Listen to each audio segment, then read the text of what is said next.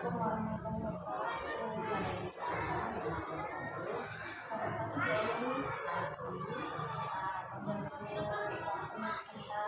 Saya ingin mewawancarai untuk kegiatan saya sebagai mahasiswa dalam mengukur kemampuan saya sendiri dalam fokus mengajar yang selama ini saya lakukan dalam observasi saya. Yang pertama yaitu apa kekuatan dan kelemahan dalam penampilan atau kinerja saya dalam mempraktikkan keterampilan mengajar. Kira-kira kelemahannya yang pertama itu saya apa?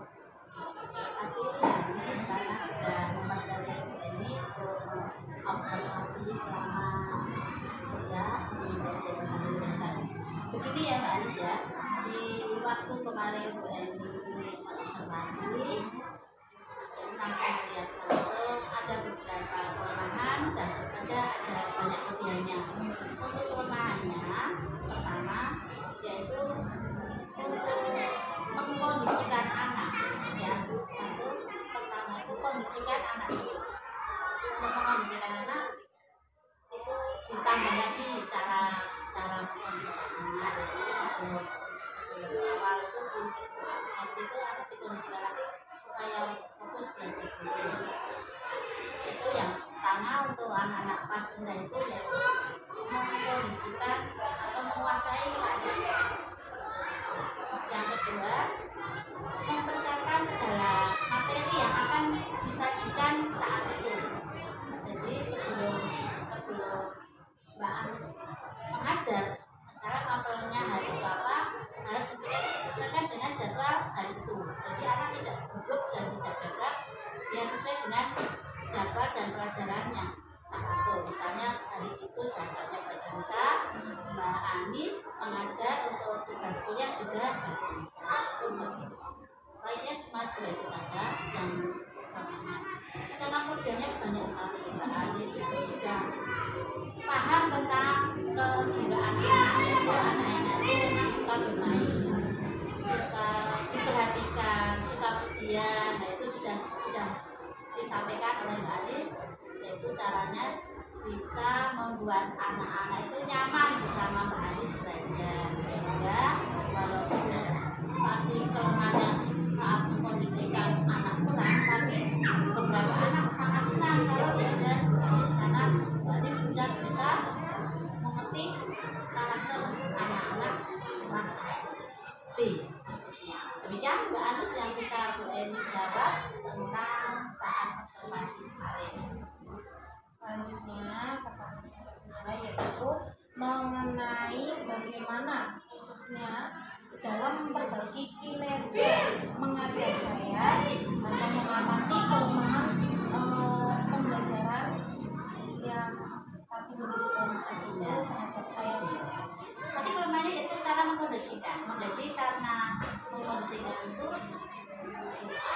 harus paham. Tadi sudah tahu bahwa karakter anak itu berbeda-beda. Maka harus diambil siapa yang membuat si A di kelas itu membuat tidak itu pusatnya di mana. Jadi harus dikondisikan dulu. Jadi salah satunya bisa mengkondisikan. Berarti caranya ya harus mencari mengapa pusat kelemahan di kelas saya itu sehingga tidak terkontrol, tidak terkondisikan.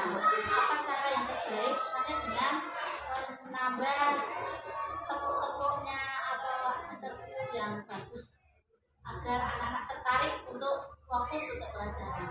Kemudian yang kedua tadi kelemahan yaitu sesuai jadwal. Maka ketika akan mengajar persiapkan materi dan bahan-bahan ajar yang sesuai dengan jadwal. Itu saja Mbak Anis yang perlu diperbaiki. Ini pertanyaan menurut refleksi setiap saya mengajar ya Bu. Biasanya saya menilai di sini saya menilai ini dinilai dari nah pertama yaitu bagaimana tanggapan Ibu terhadap metode atau teknik pembelajaran yang saya gunakan pada saat ini. ambil metode apa kemarin itu berarti seni rupa. Metodenya apa? Metode bermain atau berkelompok atau bercerita atau metode diskusi. Nah, kalau kemarin waktu diskusi itu sebelum diskusi Bu Anis tuh harus membuat kelompok dulu. Jadi terfokus ini satu biar anak-anak tuh sebelum mengadakan diskusi buatkan kelompok kecil dulu, tidak terlalu banyak. Dulu satu meja, dua meja di satu. Jadi anak tidak bisa dengan anggotanya. Jadi pertama refleksi kemarin kalau metodenya diskusi buatlah kelompok. Di dalam kelompok itu buatlah nama-nama kelompok yang menarik dan menjadi semangat anak-anak menjadi kelompok tersebut dan bangga menjadi kelompok tersebut. Jadi langkah pertama kalau menggunakan metode diskusi, maka Bu Ani sebelumnya sudah membuat kelompok-kelompok untuk anak-anak. Kemudian satu kelompok dibuatkan nama-nama yang anak-anak suka. Kemudian dari anak sendiri menunjukkan nama. Terus setiap kelompok diberi tugas ada satu anak yang menjadi ketuanya dan satu yang sebagai penyampaian apa hasil diskusi. Nanti setelah selesai diskusi nanti suruh maju. Refleksi saya kemarin waktu musim lupa karena diskusi yaitu refleksinya harus sebelum menyampaikan materi. Satu hari sebelumnya buatlah kelompok, dikapitulasi nama, dibentuk ketuanya dan setelahnya. Nanti setelah selesai berdiskusi suruh anak maju untuk menyampaikan hasil diskusi. Terus yang kedua itu apakah ibu dapat menangkap penjelasan atau instruksi saya yang saya berikan dengan baik? Ya, untuk kemarin saya sudah paham karena saya mengetahui kondisi sebagai guru. Instruksi dan materi dari Ibu Aris sudah bagus dan baik dan cocok, cuma yang juga bagaimana sebelum itu kembali mengkondisikan anak itu sebelum membelajar. Terus untuk yang nomor 3 itu apakah kegiatan pembelajaran yang saya lakukan dapat mengarah dan mempersiapkan siswa mengikuti pembelajarannya dengan baik? Kemarin ada yang sudah fokus kepada pembelajaran, tetap aja namanya anak-anak di dalam kelas itu mesti ada yang teloknya yang tidak bisa fokus ingin menjadi pusat perhatiannya itu. Nah, ingin diperhatikan itu bukan kelemahan anak tapi memang itu keunggulan anak tersebut. Jadi salah satu tips mengkondisikan anak kita fokus bersama-sama tapi tetap jangan tinggalkan si anak yang membuat tidak nyaman suasana kelas waktu pembelajarannya habis. Ini termasuk pertanyaan yang lain. Ya. Bagaimana? Termasuk pertanyaan yang terakhir ya Bu Eni. Ya. Nah, itu bagaimana tanggapan Ibu untuk saya atau pesan dalam memperbaiki kinerja saya dalam mempraktikkan keterampilan mengajar? Ya, pertama pesan saya baik, bagus dan salut untuk seusia pemain yang muda. Juga pertama sudah menguasai kelas karena anak-anak tidak kesadaran.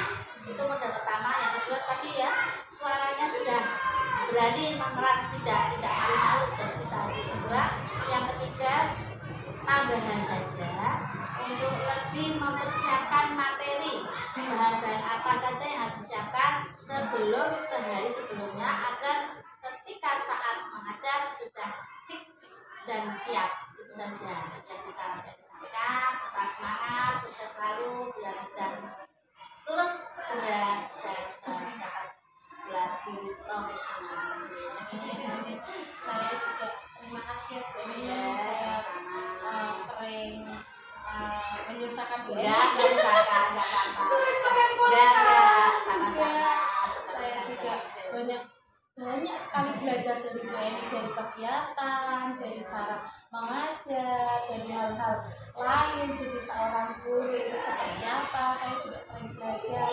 Karena maksudnya saya seperti ini kan karena Bu Eni itu lebih senior, lebih tahu, lebih pengalamannya pahitnya itu sudah Bu Eni alami sebelum saya mau menduduki sebagai guru. Ambil yang baik, yang jelek-jelek jangan Ini Meli, Ya. saya mohon maaf dan saya terima kasih. Ya. Waalaikumsalam warahmatullahi